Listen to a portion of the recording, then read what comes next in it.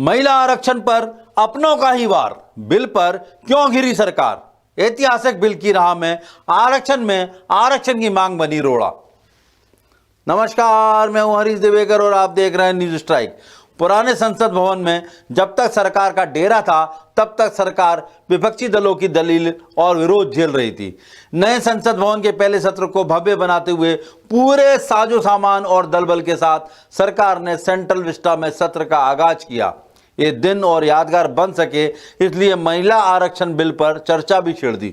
सरकार इस बिल पर वाहवाही बटोर ही रही थी कि विपक्षी दलों ने महज 2 घंटों के अंदर बाल की खाल निकाल दी और साफ कर दिया कि 2024 तक भी इस पर अमल हो पाना मुश्किल है। पैच कहीं फंसे हैं, लेकिन बीजेपी की मुश्किल तो यह है कि पराये सांसद तो ठीक, अपने नेता ही इसके लूप होल बताने से बाज नहीं आ रहे। जिस नेता ने बिल को लेकर फिर बीजेपी की मुश्किलें बढ़ाई हैं, उसे नजरअंदाज कर पाना भी आसान नहीं है, क्योंकि पार्टी की फायर ब्रांड नेत्री कुछ कहे और वो अनसुना रह जाए, ऐसा कैसे हो सकता है। महिला वोटर्स को रिझाने के लिए बीजेपी ने चुनाव से पहले महिला आरक्षण बिल का बड़ा दांव खेला है। इस दांव के साथ एक तीर से 2 निशाने भी सधे। नई संसद का ऐतिहासिक आगाज हुआ और बिल का क्रेडिट भी बीजेपी के खाते में चला गया। घोषणा के शुरुआती 2 घंटे तक तो सब कुछ बीजेपी के फेवर में ही रहा, लेकिन बिल के पन्ने पलटते पलटते उसकी खामियां भी साफ होती चली गई। बिल में कहां-कहां क्या-क्या मुश्किलें आने वाली हैं साफ होता चला गया और विपक्षियों ने उस पर खुलकर चर्चा शुरू कर दी। नारी शक्ति वंदन विधेयक समाजवादी पार्टी की हमेशा से यह मांग रही है कि पिछड़ा वर्ग महिला तथा अल्पसंख्यक महिला को भी इसमें सम्मिलित किया जाए, इसमें उनको आरक्षण दिया जाए। लोकसभा और विधानसभा में तो यह बिल लागू होगा, लेकिन हम ये पूछना चाहते हैं कि राज्यसभा और विधान परिषद में भी लागू होगा कि नहीं लागू होगा। 13 साल से यह बिल अटका हुआ था और लगभग 1 दशक पूरा होने जा रहा है भाजपा की सरकार को, और इस 1 दशक में जब लगभग पूरा होने जा रहा है तब इस सरकार को महिलाओं की याद आई है। विपक्षी दलों से तो यही उम्मीद थी कि विरोध होगा ही, लेकिन अपने ही मोर्चा खोल देंगे ये बीजेपी ने शायद नहीं सोचा होगा। ये काम भी शुरू किया पार्टी की फायर ब्रांड नेत्री उमा भारती ने। उमा ने सत्र शुरू होने से पहले ही ट्वीट कर अपने संशोधन जाहिर कर दिए। इसके बाद भी मन नहीं भरा तो पीएम मोदी के नाम पत्र भी लिख दिया। इस पत्र के जरिए उमा ने मांग की है कि स्थानीय निकायों में महिलाओं के लिए सुनिश्चित 33% आरक्षण में से 50% SC, ST और OBC समुदाय की महिलाओं के लिए अलग रखा जाना चाहिए। इसमें जवाब सरकार की तरफ से आएगा, मेरी तरफ से नहीं। मेरा एक ही कहना है कि ये जब भी आवे इसमें ST, SC और OBC महिलाओं का आरक्षण का प्रोविजन होना 50%, 33% को अगर आप 100 मान लें तो उसमें 50 सीटें ST, SC और OBC की होना। इस पत्र में उमा भारती ने पूर्व प्रधानमंत्री HD देवेगौड़ा का भी जिक्र किया है। जब 1996 में तत्कालीन प्रधानमंत्री देवेगौड़ा ने सदन में ये विशेष आरक्षण प्रस्तुत किया था, तब मैं संसद की सदस्य थी। मैं तुरंत खड़ी हुई और इस विधेयक पर एक संशोधन पेश किया। उस समय आधे से ज्यादा सदन ने मेरा समर्थन किया। देवेगौड़ा ने संशोधन को सहर्ष स्वीकार कर लिया। उन्होंने विधेयक को स्थायी समिति को सौंपने की घोषणा की। उमा ने यह भी जता दिया है कि उस वक्त भी लालू प्रसाद यादव और मुलायम सिंह जैसे विरोधी भी उनकी बात से सहमत थे। उमा भारती के पत्र की खबर वायरल होने से वो हो गया जो शायद बीजेपी ने कभी सोचा भी नहीं था या कभी चाहा भी नहीं था। इस पत्र से उमा भारती ने यह जाहिर कर दिया कि मोदी सरकार के पहले भी दूसरे दलों की सरकार में इस बिल पर चर्चा होती रही है और उसे पास करने की कोशिश भी हो चुकी है। यह भी साफ हो गया कि जिन बिंदुओं पर आकर पहले यह बिल अटकता रहा वो खामियां या कमियां अब भी दूर नहीं हुई हैं। दिलचस्प बात यह है कि उमा भारती ने इस पूरी घटना का जिक्र बिल पेश होने से पहले ट्वीट करके किया, जिसकी वजह से विपक्षियों को होमवर्क करना पड़ा और लाइन भी ठोस मिल गई।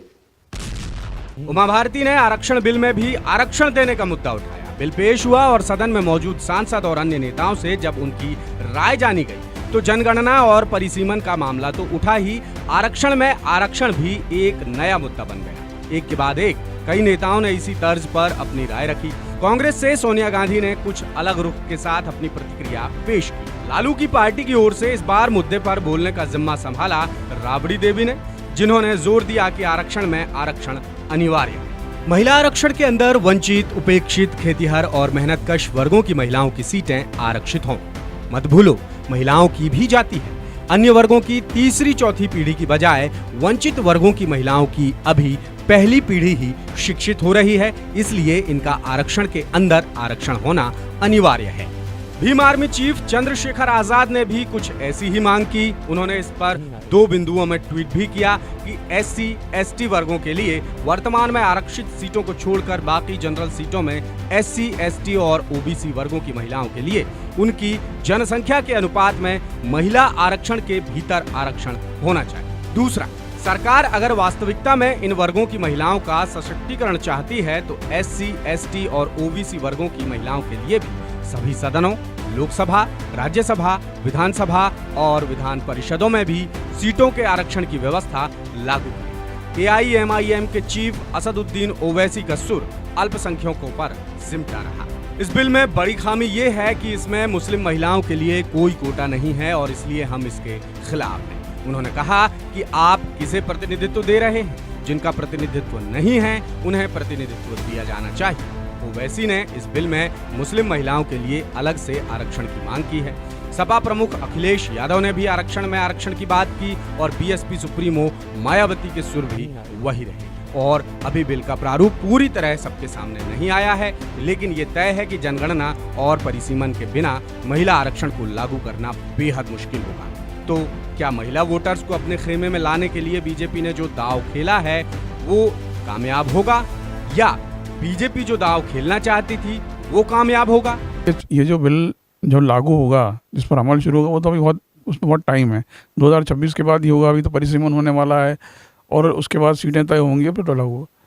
तत्काल अगर इसको लागू कर दिया जाता तो शायद कुछ फ़ायदा ज़्यादा हो सकता था। यहाँ पर केवल फ़ायदा अगर मुझे जो दिख रहा है वो ये है कि क्रेडिट का है। और हम जो देख रहे हैं संसद के अंदर बहस भी चल रही है। मोटे तौर पर सभी दल इसके पक्ष में है, क्योंकि परिस्थिति ऐसी बन गई कि कोई इसका विरोध कर नहीं सकता है। कांग्रेस आज कह रही कि नहीं साहब वो राजीव गांधी लेके आए थे, और कोई कह रहे हैं साहब वो तो दूसरे और कोई लेके आए, देवगौड़ा जी लेके आए थे।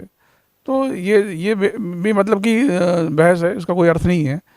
कुल मिला के बस इसका एक ही सकारात्मक पक्ष केवल ये है कि ये जो बिल सालों से लंबित था और महिलाओं को जो अधिकार, उनको राजनीतिक दृष्टि से अधिकार मिलने चाहिए थे जनप्रतिनिधि के रूप में, वो अब मिलने जा रहे हैं। लेकिन वो तत्काल नहीं मिलने वाले हैं, ये सबको मालूम है, क्योंकि बिल में जो कई इफेक्ट बर्ड्स लगाए गए हैं वो इसी आधार पर हैं। मध्य प्रदेश सहित चंद राज्यों में तो चुनाव बहुत नजदीक है। वहाँ बिल के अनुसार टिकट वितरण कर पाना तकरीबन नामुमकिन ही नजर आता है।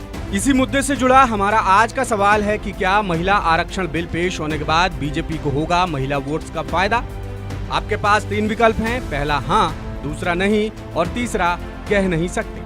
इस सवाल का जवाब आप हमारे तमाम social media platforms Facebook, YouTube, Twitter, Instagram और हमारी वेबसाइट www.dasoootr.com पर भी दे सकते हैं। पिछले एपिसोड में हमने आपसे सवाल पूछा था कि क्या ज्योतिरादित्य सिंधिया की मौजूदगी से ग्वालियर चंबल में होगा बीजेपी को नुकसान। तो इसके जवाब में 81% लोगों ने कहा हाँ, 18% लोगों ने कहा नहीं और महज 1% लोग बोले कह नहीं सकते। महिला आरक्षण बिल पास होगा या नहीं, ये बात का मसला है। फिलहाल जो दल महिला हितैषी होने का दावा करते हैं वो इतना तो कर ही सकते हैं कि बिना बिल पास हुए भी रिजर्वेशन को ध्यान में रखते हुए ज़्यादा से ज़्यादा महिला उम्मीदवारों को टिकट दें। लेकिन ये इतना आसान नहीं है, खास तौर से चुनाव के मुहाने पर खड़े राज्यों में जहां साल भर पहले से सर्वे हो चुके हैं और उम्मीदवारों का चयन तकरीबन पूरा हो चुका है। खुद बीजेपी ही अपनी एक लिस्ट जारी कर चुकी है। ऐसे में विधानसभा चुनाव में खुद बीजेपी ही महिला आरक्षण पर आगे नहीं बढ़ सकती। अब लोकसभा चुनाव में पार्टी का रुख साफ करेगा कि महिला आरक्षण को लेकर कौन कितना गंभीर है। नमस्कार।